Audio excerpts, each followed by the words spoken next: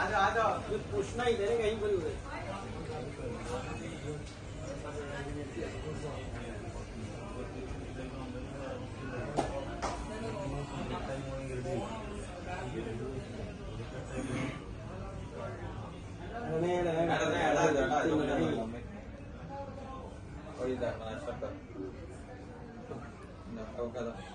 Hello আসসালামু আলাইকুম, how are you guys? Good evening guys.